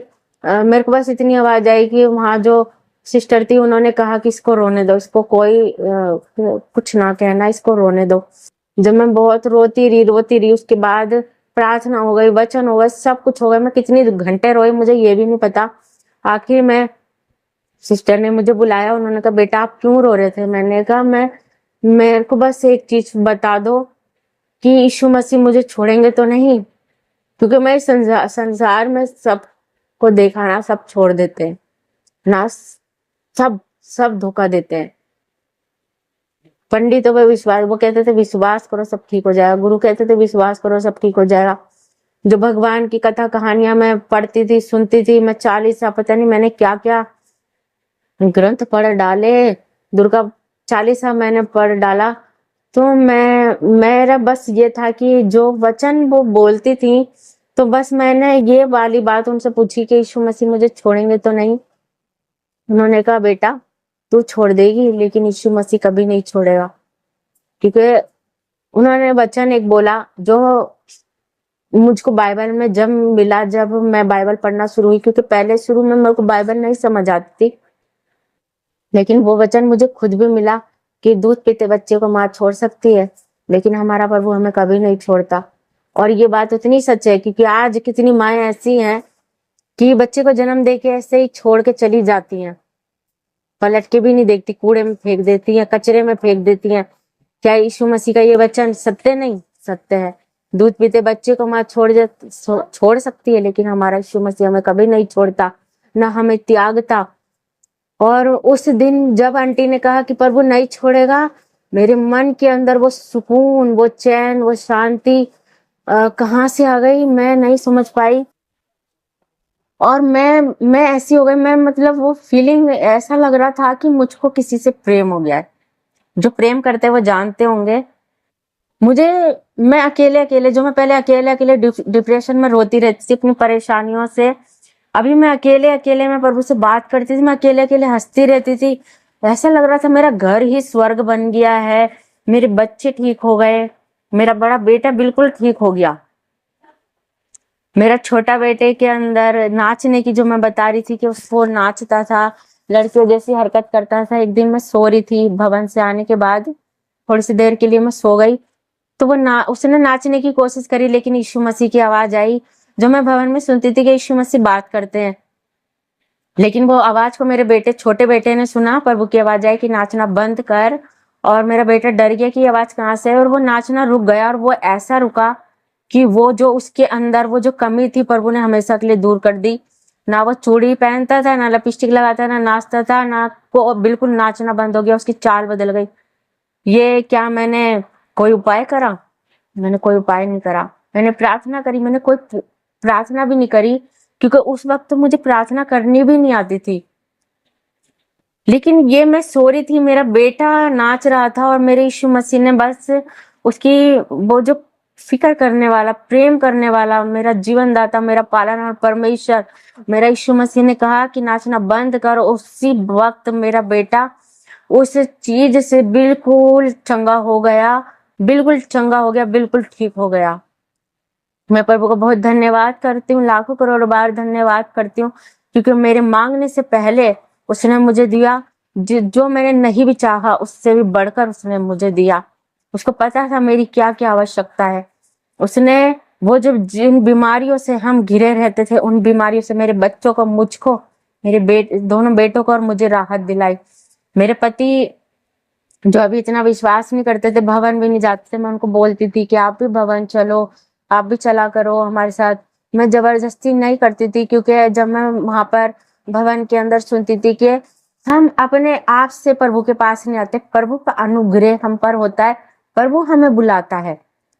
तो मैं इसलिए अपने पति से जबरदस्ती नहीं करती थी। बस मैं ये चाहती थी प्रभु यीशु जैसे आपने मुझको चुना, आप मुझको लेकर अपने भवन लेकर आते हैं, आप मुझसे बात करते हैं, आपने मेरे बच्चों को चंगा किया, उसी प्रकार से आप मेरे पति की भी चिंता करते हैं प्रभु, आप उनको लेकर आओगे। और पहले मैं अपने पति से इतनी गुस्सा रहती थी, उनको बुरा भला बोलती रहती थी, लेकिन उस वक्त में प्रभु ने मेरे अंदर इतना बदलाव कर दिया था कि एक दिन मैं अपने घर में नया नियम पढ़ रही थी, तब इतना समझ भी नहीं पाती थी, लेकिन मुझे बस यीशु मसीह का नाम समझ आता था। तो मैं अकेली थी, पूरे कमरे में अकेली थी, मैं नया नियम पढ़ रही थी। तो मैं यीशु मसीह से अपने पति की शिकायत करने लगी। मैंने कहा, प्रभु मेरे पति बहुत शराब पीते हैं, मुझको मारते हैं, बच्चों को मारते हैं, कलेश करते हैं। तो प्रभु आप मुझको इन सब चीजों से छुटकारा दिलाओ, मेरे पति को बदल दो। तो मैंने ये तो सुना था कि प्रभु बोलते हैं, फिर वो आवाज को मैंने सुना। एकदम से आवाज आई कि तू अपने आप को बदल, उसे मैं बदल दूंगा। क्योंकि मैं कमरे में अकेली थी, तो मैंने आवाज बिल्कुल साफ सुना और मैं डर गई कि ये आवाज कहाँ से है। मैंने चारों तरफ देखा, कोई भी नहीं था। मैंने अपने नए नियम की ओर देखा, तो मेरे को एकदम ऐसा एहसास हुआ कि ये आवाज इसमें से आई है। मैंने बदलाव अपने अंदर देखा कि कभी भी मेरे और मेरे पति का मेल मिलाप कराने के लिए मेरे जेठ ने चाहा, अगर किसी ने मेरे को मेरी गलती बताई कि तू भी तो लड़ती है, तो मैं उनसे विरोध करती थी, मैं उनसे झगड़ा करती थी। मैं अपने पति से मेल मिलाप करना नहीं चाहती थी। मेरे मामा हमारी लड़ाइयों में कितनी बार आए, मेरे मामा हमें गले से लगा के चले जाते थे कि बेटा आप इन्हीं के साथ बंधी हो, आपको इन्हीं के साथ रहना है, क्षमा कर दे, ऐसे करके वो बोलते थे। और यही जीवन है, इसी के साथ रहना है, चाहे दुख हो चाहे कलेश हो, जो भी है, लेकिन रहना तो इसी के साथ है। तो मेरे को ऐसा लगता था गले से लगाया तो मैं अपने आप को जला ही दूं। अगर किसी ने मेरे पति के हाथ पे हाथ रख दिया और ये कहा कि मेल मिलाप कर दो, तो मेरे को लगता था मैं हाथ काट दूं। इतनी नफरत मुझको अपने रिश्ते से थी। लेकिन मैंने एक एक चमत्कार ये देखा कि जब यीशु मसीह की आवाज आई कि तू अपने आप को बदल, उसको मैं बदल दूंगा। प्रभु ने मुझको ये नहीं कहा तू बड़ी दुखियारी है, तूने बहुत कलेश देखे हैं, या तूने बहुत दुख सहे हैं, या तेरे पति ने तुझे बहुत मारा। उन्होंने पक्षपात नहीं, प्रभु कहता मैं पक्षपात नहीं, मैं न्याय करने वाला परमेश्वर हूँ। प्रभु ने ये कहा और मैं एकदम संतुष्ट हो गई। और मैंने अपने पापों का अंगीकार किया। मैं अपने पति को नहीं, मैं पति की शिकायत कर रही थी, लेकिन मैंने बोला हाँ प्रभु यीशु, मैं पापी हूँ, मैं गलत हूँ। मेरे पति मुझको जब मारते थे तो मैं भी तो उनसे लड़ती थी, वो मुझको एक बुरा बोलते थे, मैं भी तो उनको बोलती थी हाँ प्रभु, हाँ मेरे यीशु, मैं गलत हूँ, मैं पापी हूँ, मुझको क्षमा करें प्रभु। मैं अपने पति से बहुत लड़ाई करी है, मैं उनको बहुत बहुत विरोध किया है। तो ऐसे करके ये जो चमत्कार था, ये मेरे यीशु मसीह ने मेरे हृदय में किया, जो कोई मनुष्य नहीं कर पाया। लड़ाई झगड़े में जितने लोग आते थे, मेरे मामा, मेरी मम्मी, मेरे जेठ, मेरी सास, कोई नहीं कर पाया, लेकिन यीशु मसीह ने पल भर में किया और मेरे को मेरे पति बहुत अच्छे लगने लगे। उसी पल से वो मुझको अच्छे लगने लगे। मुझको उनकी कमियां नहीं दिखती थी, मेरे को बस ऐसा लगने लगा कि प्रभु आपने मुझे बचाया ना, आप इनको बचा लो, कहीं ये ना रह जाए, आप इनको भी बचा लो प्रभु, आप इन्हें भी भवन में लेके चलो प्रभु, आप इनको भी चुन लो। और इसी आस से मैं भवन में प्रार्थना करती थी। मैं जब संडे जाती थी, मैं पीछे मुड़ के देखती थी, प्रार्थना करती थी, पीछे मुड़ के देखती थी, प्रभु आप आज लेके आएंगे, प्रभु आप ले आओ, प्रभु उनको ले आओ घर पे, आप उनको ले आओ। ऐसे 3 संडे, तीसरे संडे प्रभु ने मेरी प्रार्थना सुनी। और तीसरे संडे को मेरे को बिल्कुल ऐसा लगा कि कोई आ रहा है, और मैंने पीछे मुड़ के देखा तो मेरे पति भवन में आए। मैं प्रभु का बहुत धन्यवाद करती हूँ कि मेरा यीशु लेकर आया। ये हमारी कोई खूबी, कोई लियाकत नहीं कि हम किसी को भवन में लेके आए, क्योंकि उसका अनुग्रह है जो हम पर होता है, और वो हमको चुनता है, वो हमको अपने मार्ग पे चलाता है, वो हमको अपने से जोड़ता है। प्रभु ने कहा है कि तुम मुझ में बने रहो, मेरा वचन तुम में बना रहे, तो जो चाहो मांगो तुम्हारे लिए हो जाएगा। प्रभु का वचन कि प्रभु आप अनुग्रह करते हैं, आप चुनते हैं, बस इसी आस से मैं बहुत छोटी सी प्रार्थना करती थी। और प्रभु ने मेरी प्रार्थना को सुन लिया और वो भवन में आने लगे। फिर उसके बाद बपतिस्मे का, जब वहां पर बपतिस्मे की बात हुई, तो मैंने बस मेरे मन में एक ही बात आई कि प्रभु यीशु, आपने जब मुझे चुना तब मैं पापी थी। ऐसा नहीं था कि मैंने इतने भले काम किए या मैंने बहुत अच्छे अच्छे काम किए, नहीं प्रभु, मैंने कुछ भी ऐसा नहीं किया। मैं पापी होने के बाद भी आपने मुझको चुन लिया, आपने मुझको बहुतायत का जीवन दिया, आपने मेरे बच्चों को जीवन दिया, क्योंकि अगर आप नहीं आते तो शायद कि मैं मर जाती अपने बच्चों को लेके प्रभु। तो जब तूने मेरे लिए सलीब पर जान दी पिता, तो मैं कैसे देर करूं, मैं तेरी बन जाऊं मेरे प्रभु, मैं तेरी बन जाऊं। और मैं बपतिस्मा लेना चाहती हूँ। ऐसे करके मैंने आंटी से कहा, आंटी मैं बपतिस्मा लेना चाहती हूँ। आंटी ने बोला कि बेटा सोच लो, समझ लो। मैंने कहा नहीं, मैं कुछ भी नहीं सोचना चाहती, समझना चाहती, बस मैं यीशु की बन के रहना चाहती हूँ और आप मुझको बपतिस्मा दो। तो मेरे बड़े बेटे ने भी बोला कि मैं भी बपतिस्मा लेना चाहता हूँ, लेकिन मैं अपने पति से ये नहीं कह पा रही थी कि तुम भी बपतिस्मा ले लो। उस चर्च में 10 लोग बपतिस्मा लेना चाहते थे। तो मेरे प्रभु यीशु मसीह ने प्रभु ने मेरे पति को दर्शन दिए और बपतिस्मा दिखाया कि वो बपतिस्मा ले रहे हैं। तो उनको पता था कि मैं बपतिस्मा लेना चाहती हूँ, तारीख डेट मैंने बता दी थी। तो उन्होंने मेरे से कहा कि अब मेरा नाम भी लिखवा दे और मैं बपतिस्मा लेना चाहता हूँ। मैंने कहा ठीक है, मैं आपका नाम लिखवा दूंगी। लेकिन मेरी प्रभु से अब एक प्रार्थना ये थी कि प्रभु, जिन पास्टर जी ने सबसे पहले मेरे लिए प्रार्थना करी थी और प्रभु यीशु ने मुझे छुआ था, प्रभु मैं उन्हीं पास्टर जी के द्वारा बपतिस्मा लेना चाहती हूँ। लेकिन मैं दूसरी चर्च में जाती थी। अब वो वाले पास्टर जी उस चर्च में कैसे आएंगे ये मुझे नहीं पता, लेकिन बपतिस्मा मैं उन्हीं के हाथों लेना चाहती हूँ। फोन वाली आंटी ने 2-3 पास्टरों से बात करी, लेकिन सबसे ना हो गई। उसके बाद एंड में आंटी ने मुझसे कहा कि बेटा, जिन पास्टर जी ने तुम्हारे लिए प्रार्थना करी थी, जिन पास्टर जी ने आपके लिए प्रार्थना करी थी, तो आप तो उनको जानते हो, आपके पास तो उनका नंबर है ना, उनसे पूछो क्या वो हमारे चर्च में आकर क्या बपतिस्मा की रस्म को कर सकते हैं, बपतिस्मा में दिला सकते हैं। और मैंने प्रभु का बहुत धन्यवाद करा कि प्रभु आपने मेरी इस इच्छा को पूरा किया और वो पास्टर जी आए और हम लोगों को उन्होंने बपतिस्मा दिया। मैं प्रभु का बहुत धन्यवाद करती हूँ क्योंकि उसने मेरी छोटी से छोटी प्रार्थनाओं का उत्तर दिया। और जब हमने बपतिस्मा लिया, उस दिन बुधवार था, हमको बस प्रभु में आए हुए 2 या 3 महीने ही हुए थे। बुधवार को हमने बपतिस्मा लिया। उस वक्त से तक मेरे पति ड्रिंक करते थे। थोड़ा थोड़ा उनमें गुस्सा था, उतना नहीं था, लड़ाई झगड़ा भी उतना नहीं करते थे क्योंकि प्रभु हमारे साथ रहने लगे थे। तो बुधवार का दिन बपतिस्मा लिया और जब संडे का दिन था, बुधवार को तो उन्होंने ड्रिंक नहीं करी क्योंकि बपतिस्मा लिया था। तो मेरा बेटा बहुत रो रहा, कह रहा मम्मी आज बपतिस्मा लिया है, पापा ने ड्रिंक नहीं करी है। लेकिन अगर पापा ने संडे को ड्रिंक कर ली और कुछ पापा के साथ घटना घट गई, कुछ हो गया, क्योंकि इतना तो वो भी जानता था कि प्रभु यीशु मसीह पवित्र परमेश्वर है और वो चाहता है कि हम भी पवित्र बने। प्रभु यीशु क्या चाहते हैं हमसे कि हमारे अंदर गंदगी ना हो, हम किसी की आलोचना ना करें, हम बुराई ना करें, हम इन सारी नशों की चीजों से दूर रहें, हम पवित्र बने। हम उनके 10 आज्ञाओं के अनुसार जो हमें वहां पर चर्च में हमने सुनी थी, उसके अनुसार वो डर रहा था, वो रो रहा था कि पापा का कुछ ना हो जाए।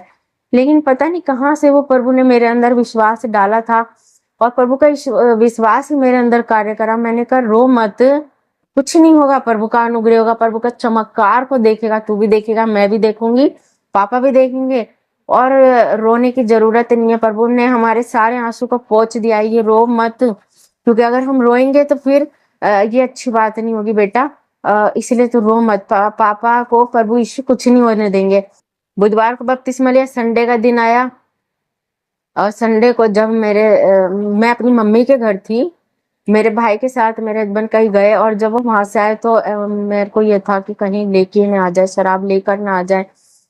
मेरा भाई आया, बहुत लेट आया, तो मैंने भाई से कहा कि तेरे जिया जी कहाँ है, तो उसने कहा वो नीचे गाड़ी खड़ी कर रहे हैं। तो मैंने कहा कि कुछ खाने पीने के लिए तुम जरूर लाए होंगे, तो उसने कहा नहीं। मैंने कहा तो झूठ बोल रहा है, छुपा दिया होगा। उसने कहा नहीं। मैं फिर जब ये ऊपर आए तो मैंने इनसे पूछा तुम पीने के लिए लाए होंगे क्योंकि आज संडे है, क्योंकि ये ना संडे ना बुधवार ये उसके बिना नहीं रह सकते। अगर ये हम कहीं बाजार में भी होते थे ना, और अगर बुधवार है और वो समय है 7 साढ़े 7 बजे का, तो ये बाजार के अंदर भी खरीद के उसको पी लेते थे। ये नहीं देखते थे मैं कहाँ हूँ, मैं किसी फंक्शन में हूँ, मैं शादी में हूँ, मैं सड़क पे हूँ, मैं कहाँ हूँ। अगर वो इनका पीने का दिन है तो ये पीते ही थे। लेकिन जब ये घर आए और मैंने इनसे पूछा कि तुम लेकर आए, उन्होंने कहा नहीं मेरा मन ही नहीं हुआ, मैं वहीं से आया, मेरा मन नहीं हुआ।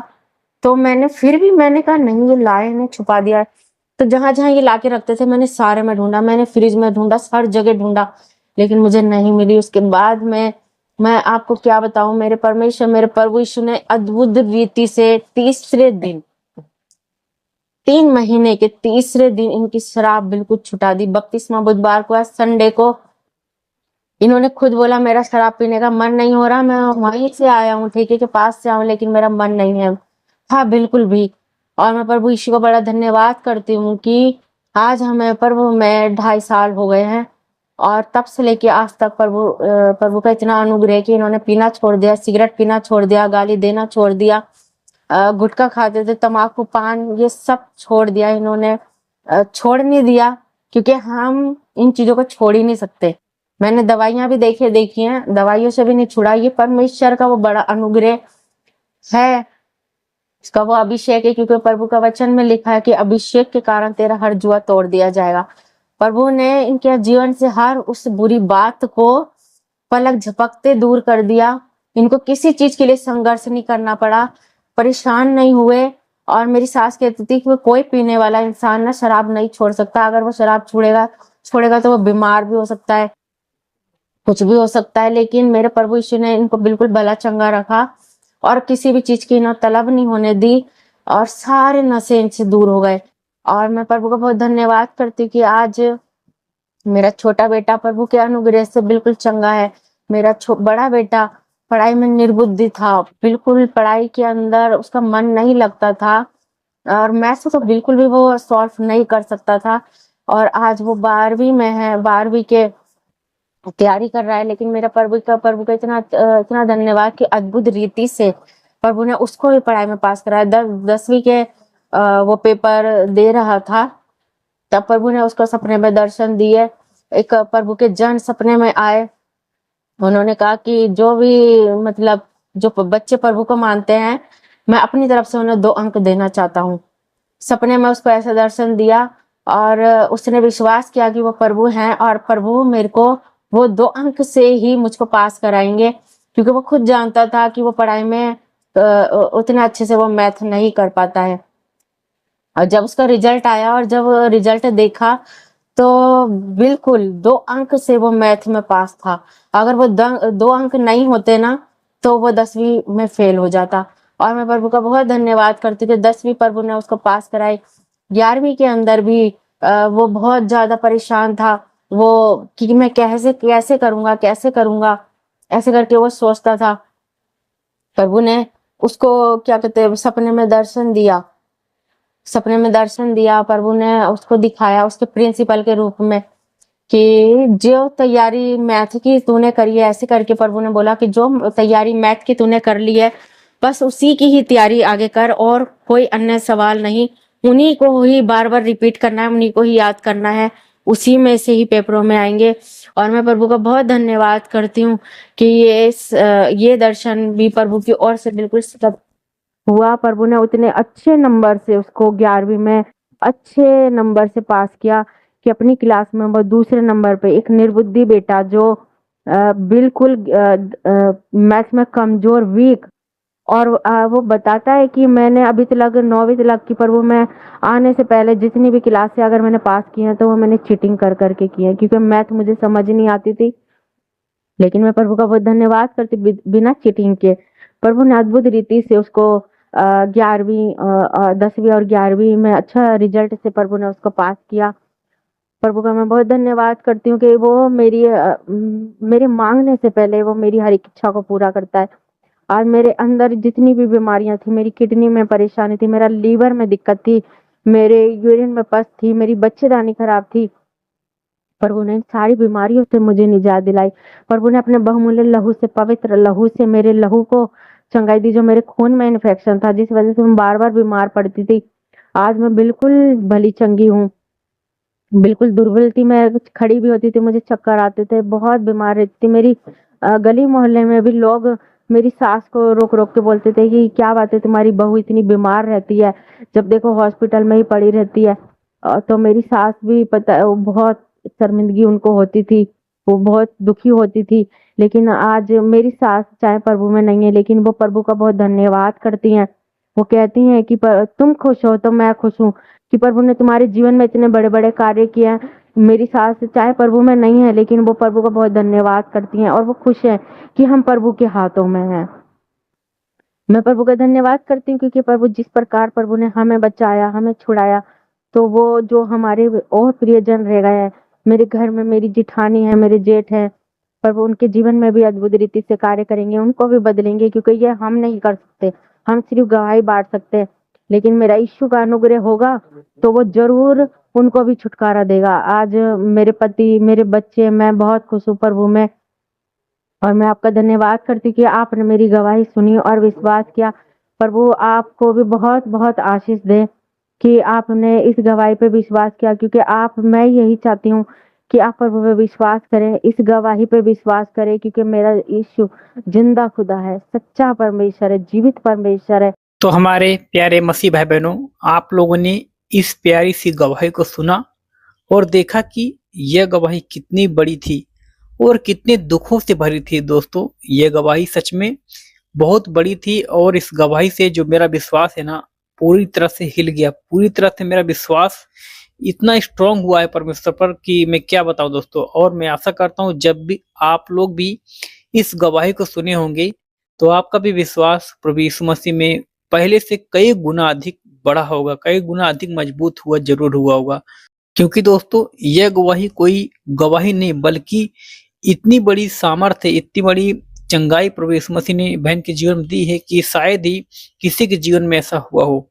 सच में यह गवाही, मतलब क्या बताऊं, मैं इस गवाही से बहुत ज्यादा मेरा विश्वास यीशु मसीह पर मजबूत हुआ और मैं चाहता हूं कि यह गवाही ना भारत के कोने-कोने तक पहुंचे, उन लोगों तक पहुंचे जो लोग आज अंधकार में हैं, जो लोग आज सत्य को नहीं जानते हैं, जो लोग प्रभु यीशु मसीह के बारे में नहीं जानते हैं कि यीशु मसीह जीवित है, आज भी लोगों की प्रार्थनाओं को सुनता है, वो आज भी लोगों को बीमारी से ठीक करता है। जो लोग नहीं जानते हैं यीशु मसीह कौन है, उनके पास इस गवाही को प्लीज दोस्तों आप लोग शेयर करें। आप लोग जितना इसको शेयर करेंगे ना, उतना इस गवाही को लोग देख पाएंगे और इस गवाही से मेरा विश्वास है कि बहुतों का जीवन बदलेगा। बहुत लोग इस गवाही को सुनकर प्रभु यीशु मसीह के पास आएंगे। बहुत से लोग जो अंधकार में जी रहे हैं, इस गवाही को सुनने के बाद पाप छोड़कर वो भी सत्य को पहचानेंगे। मैं आप सभी से रिक्वेस्ट यही करता हूँ कि इस गवाही को शेयर आप लोग जरूर करें। सच में दोस्तों, यह गवाही बहुतों का जीवन बचाएगा क्योंकि यह गवाही कोई नॉर्मल नहीं बल्कि परमेश्वर के राज्य को बढ़ाने के लिए सच में यह गवाही बहुत आशीषित है और बहुत बड़ी है और इस गवाही से बहुतों का जीवन जरूर से जरूर बदलेगा। आप लोग जितना शेयर करेंगे उतना ये गवाही को लोग देख पाएंगे और यह गवाही भारत के कोने-कोने तक पहुंच सकती है। जो लोग परमेश्वर के बारे में नहीं जानते वो भी इस गवाही के माध्यम से जानेंगे। और हाँ दोस्तों, मैं उन लोगों से कहना चाहता हूँ जो लोग प्रभु यीशु मसीह को नहीं मानते हैं, जो लोग प्रभु यीशु मसीह से घृणा करते हैं, मैं उन सभी से कहना चाहता हूँ प्लीज मेरे भाई, मेरी बहन, आप कोई भी हो, आप ना एक बार प्रभु यीशु मसीह के ऊपर विश्वास करके देखिए। एक बार आप उसको अपना उद्धारकर्ता के रूप में ग्रहण करके देखिए। आपके जीवन में जो भी रुके काम है दोस्तों, प्रभु यीशु मसीह पूरा करेगा। आपके जो भी काम वर्षों से आप लोग कोशिश कर रहे हैं कि नहीं हो पा रहे, वो सब कुछ परमेश्वर पूरा करेगा।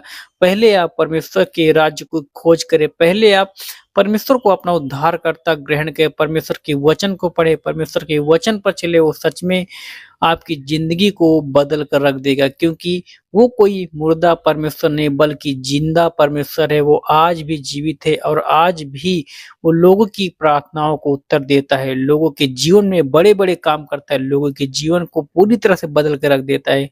वो आज भी बीमारों को ठीक करता है, आज भी मुर्दे को जिलाता है। जी हाँ दोस्तों, जितना बड़ा आपका विश्वास रहेगा उतना बड़ा परमेश्वर के अद्भुत काम को देख सकेंगे अपने जीवन में। सच में वो जीवित परमेश्वर, आप उस पर भरोसा करिए, विश्वास करिए, सच में वो आपके जीवन को बदलेगा। क्योंकि दोस्तों, वो कोई विदेशी भगवान नहीं है, वो कोई देसी ईश्वर नहीं है जो बाहर का, वो पूरी सृष्टि का परमेश्वर है। पूरी मानव जाति के लिए उसने अपने प्राण को दिया दोस्तों, अपने लहू को बहाया। वो हम सभी के लिए, हम मनुष्यों के लिए, हम पापियों के लिए। क्योंकि दोस्तों, हमारा पाप इतना हो गया इतना कि उसके लिए कोई भी काम अगर हम करें, कितना भी अच्छा काम कर लेना, फिर भी हमारे पाप क्षमा नहीं होंगे, क्योंकि हमारे अंदर जो पाप वो बरसों से चला आया, हमारे पीढ़ियों में पीढ़ियों, उस चीज को प्रभु यीशु मसीह ने अपने ऊपर लिया है। उस पाप को परमेश्वर ने अपने ऊपर लेकर क्रूस पर चढ़ाया, अपना पवित्र लहू बहाया हम सबके लिए, ताकि हम लोग उस पाप से आजाद हो सके दोस्तों। इसलिए वो पूरी मानव जाति के लिए क्रूस पर चढ़ा है। उसने ये नहीं कहा कि मैं कोई एक देश के लिए या एक राज्य के लिए मैं क्रूस पर मरता हूँ, बल्कि पूरी सृष्टि के लिए उसने मरा।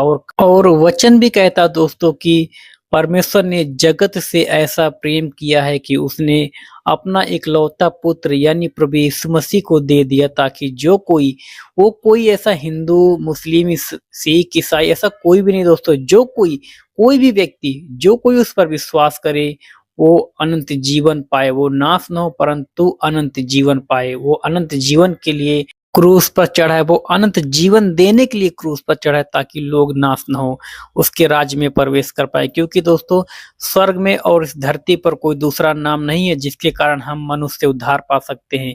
कोई भी दूसरा नाम नहीं है जिसके कारण हम सभी के पाप क्षमा हो सके, क्योंकि वही एक पवित्र नाम है जिसका नाम प्रभु यीशु मसीह है।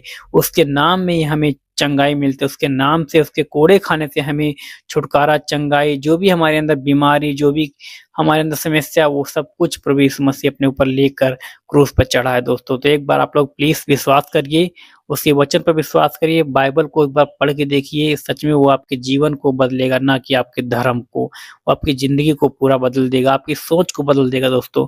क्योंकि दोस्तों मैं भी एक हिंदू बैकग्राउंड से होकर आया हूँ, मैं भी प्रभु यीशु मसीह को नहीं जानता था, मैं भी संसारिक में था, मैं भी मूर्तियों को बनाना था, मैं बचपन में मतलब बहुत कुछ किया दोस्तों। लेकिन सत्य को जब से मैंने जाना, सच में प्रभु यीशु मसीह जीवित है, वो आज भी मेरे रुके हुए काम, मेरे बिगड़े हुए काम को बनाता है दोस्तों। एक बार भरोसा करिए, वो आपके जीवन को बदलेगा। तो इस गवाही के माध्यम से परमेश्वर आप सभी को आशीष दे। और हाँ दोस्तों, अगर आप लोग अभी तक इस चैनल को सब्सक्राइब नहीं किया तो कर लीजिए, ताकि जब भी कोई मसीह से जुड़ी हुई वीडियो, अद्भुत गवाही मैं इस चैनल पर अपलोड करूंगा, सबसे पहले आप लोगों तक पहुंचेगा और आप लोग देखकर प्रभु यीशु मसीह में और आगे बढ़ पाएंगे, आपका विश्वास मजबूत हो पाएगा। इसलिए इस चैनल को आप लोग सब्सक्राइब कर लीजिए। तो चलिए दोस्तों, मिलता हूँ नेक्स्ट वीडियो में। परमेश्वर आप सभी को आशीष दे। आमीन।